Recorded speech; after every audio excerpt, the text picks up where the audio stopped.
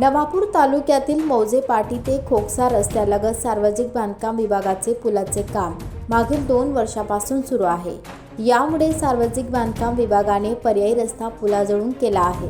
हा रस्ता संपूर्ण मातीचा असून या रस्त्यावरून 8 ते 10 गावाचे ग्रामस्थ वाहनाने ये-जा करीत असतात। या कच्च्या रस्त्यावर दिनांक 18 जून 2024 रोजी सकाळी 5 वाजेच्या सुमारास रेतीचा भरलेला डंपर जात असताना मातीचा भराव खचल्याने रेतीचा भरलेला डंपर नदी पात्रात पडला।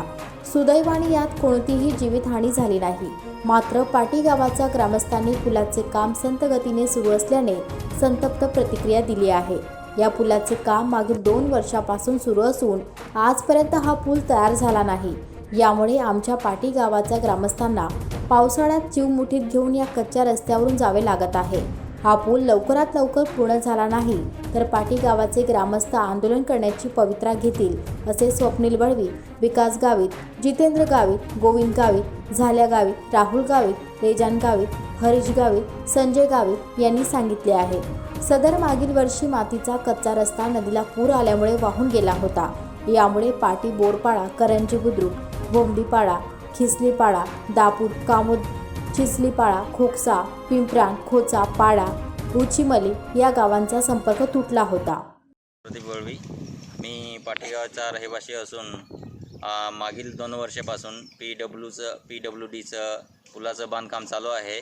परंतु पुलाचं काम 2 वर्ष सुरू असून सुद्धा पूर्ण झालेले नाही। त्यामुळे आज आमच्या गावात या ठिकाणी घटना घडली।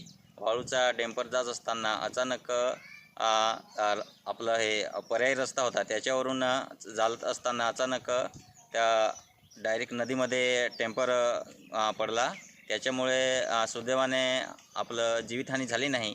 परंतु जोपर्यंत जीवितहानी होण्याचं वाट बघत आहे का प्रशासन, जोपर्यंत हे लवकर काम जर सुरू नाही झालं तर आम्ही सगळे गावकरी ठिय्या आंदोलन करणार आहे तहसील या ठिकाणी।